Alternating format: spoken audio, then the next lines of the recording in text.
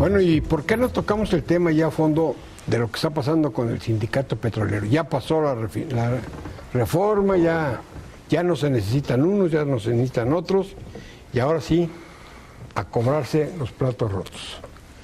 Y Carlos Romero de Champs, entre todas sus múltiples cosas, pues donde le metan la mano, encuentran que ha hecho algo. Este asunto que está sacando ahora los periódicos es de hace 30 años, donde Aldana y ya fueron juzgados por el público, por la opinión pública. Hoy que se requiere hacerle la vida pesada, hay que sacarlo otra vez. Hay que sacarlo otra vez. Y otra vez volvemos a desempolvar todo. Y al final, ¿qué es lo que estamos buscando? Pues espantar a Carlos Romero, claro, porque cada vez que sacas algo de Carlos Romero, sacas al profesor Elvester para que entienda que no se puede mover. Yo creo que esas son las cosas. Si tiene cosas detectadas de Carlos Romero, pues métalo a la cárcel, ya. Sigue siendo el líder del sindicato, no lo han podido quitar.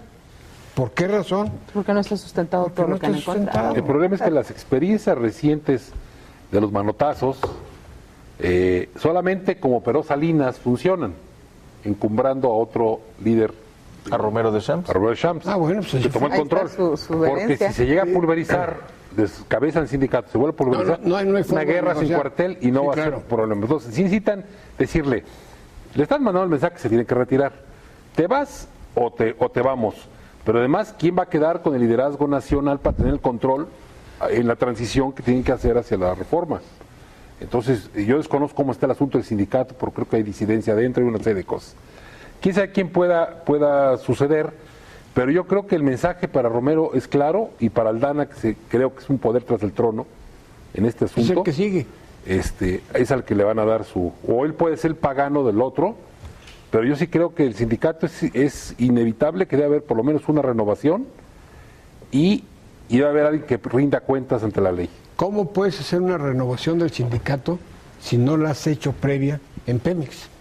Sí, lógico. Tiene que ser una renovación total. Hay que entrarle al toro, pero derecho. No como le entra al verde. Si no lo hicieron antes de esta reforma, ya no la van a hacer. ¿Mandé? No tendrá sentido. Yo quisiera retomar algo de lo que decía don Luis y que tiene relación con lo que Pepe también planteaba. O sea, nos enteramos de todo, se dice de todo, se sacan trapitos al sol y todo lo demás y no pasa nada. O sea, sacar trapitos al sol, el reclamar, el exhibir, debería tener un sentido. Claro. Ahorita, si vamos a pagar el pasivo laboral de Pemex, debería haber una especie de comisión de la verdad que nos permitiera saber qué fue lo que pasó. Y ya no digamos que se aplique una sanción, a lo mejor los tiempos de prescripción ya no lo permiten, pero cuando menos tomar las medidas para que esto no vuelva a pasar, que eso es lo más grave. O sea, nos pasa y nos vuelve a pasar. Yo pregunto, le dieron el quinazo al sindicato con Polados Salinas. ¿Qué cambió en el sindicato? No cambió absolutamente nada. Lo único que cambió la figura que, traía pleito personal con Salinas y bueno, nada más. Pero le siguieron permitiendo los mismos abusos, los mismos excesos, igualitito. Entonces, nosotros, con este estilo en este país, corremos el riesgo de repetir. No corremos el riesgo.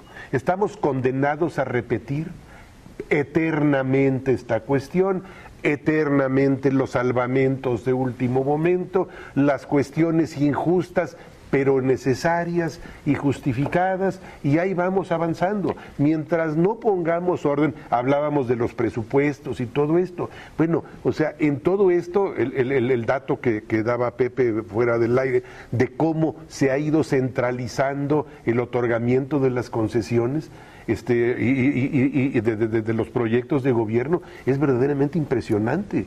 O sea, la negociación ya se hace muy arriba y para beneficio de muy poquitos.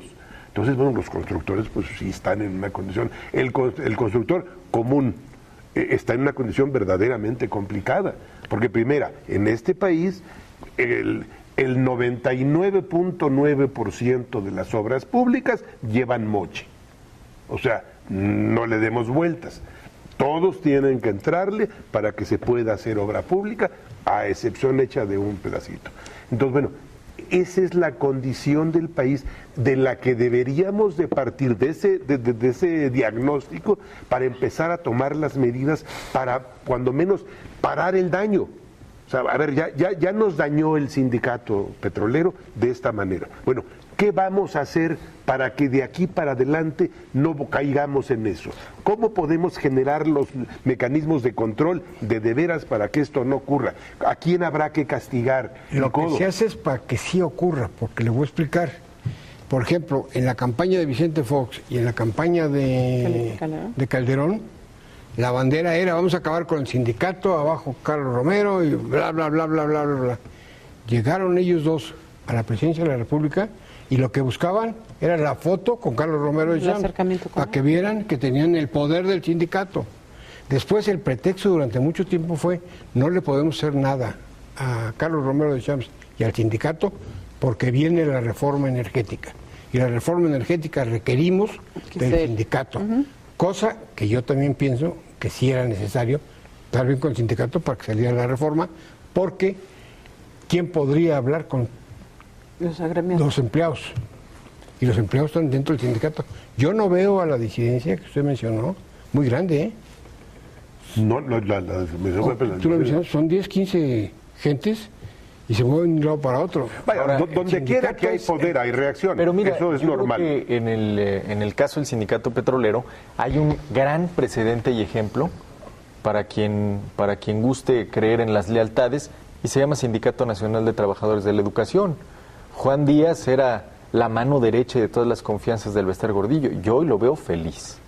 El Bester no era enemigo de ¿cómo se llama? De Juan Díaz. No, de su antecesor, hombre, del negro. Era su al segunda. contrario, era su segunda. O sea, la historia se repite. Entonces ¿Quién mató a César? Habrá una Aldana. ¿El vecino? Claro, habrá una Aldana, y después de Aldana seguirá su mejor amigo. Eso, vamos, creo que los nombres aquí son irrelevantes.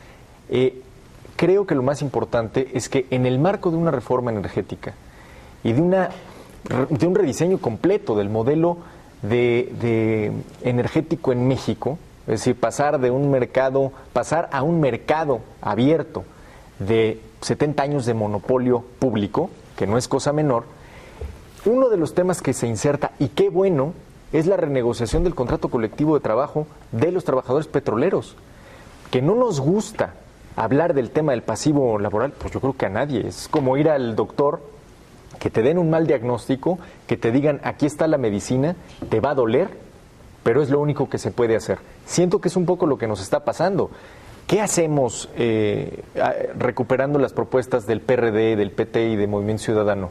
¿Negar el pasivo laboral de Pemex? Que cada vez... ¿Qué hacemos? ¿Condenamos a Petróleos Mexicanos a que ahora que va a competir con Shell y con Texaco y con Chevron tenga un ancla de billón de pesos encima? Entonces, me parece que es más una estrategia preelectoral que un argumento parlamentario. Pero ¿no crees que ya basta que seamos cautivos de los procesos electorales? Cada vez que hay un proceso electoral, empiezan los chantajes. Y sin que lo haya. Y ahora, bueno, esa es ocupación de tiempo completo.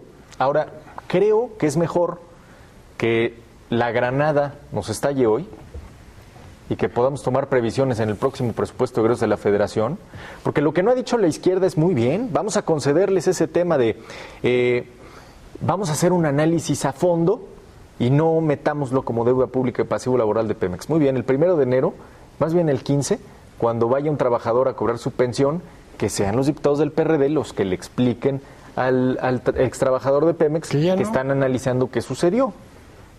Porque eso es lo que están proponiendo. Me queda claro que Pemex, y particularmente la representación de los trabajadores, han sido el ícono de la corrupción política en México. Está clarísimo. Ahora, creo que la renegociación del contrato colectivo, a la que ya está abierto Aldana, patalea en los medios, pero ya está de acuerdo. Manlio Fabio Beltrón ya se lo dijo y creo que su opinión algo pesa. Es una enorme oportunidad para hacer lo que se logró hace apenas unos años con el ISSSTE. El pasivo laboral del ISSSTE hoy hubiera sido absolutamente impagable.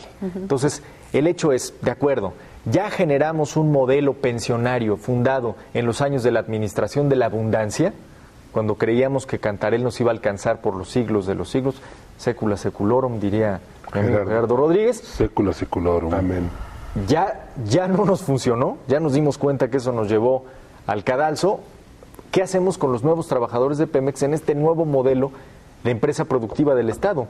Ese epíteto de productiva depende en buena medida de ya eso. los nuevos con una nueva Pongámonos una meta muy sencilla. Pongámonos una meta muy sencilla. ¿Cuántos barriles de petróleo por trabajador produce Petrobras? ¿Cuántos produce Statoil? ¿Cuánto produce Pemex? La mitad. Que tiene Vayámonos que ser poniendo esa meta, ¿no?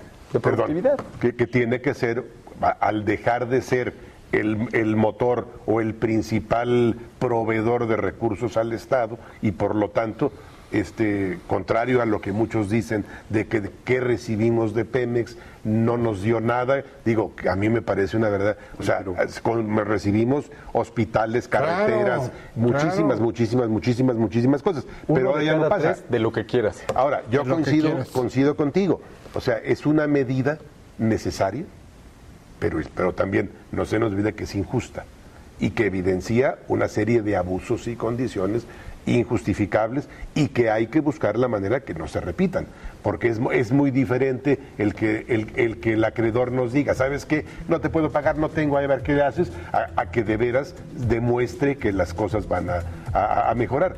Aquí lo importante es que no nos vuelva a pasar lo mismo nuevamente, o por una o por muchas veces. Se aceptan apuestas. Vamos a hacer una pausa. Recuerden, estamos en su mesa de Visto Bueno Televisión, nuestro correo electrónico. Si tiene algún comentario que hacernos, vistobueno.televisión@gmail.com. Regresamos.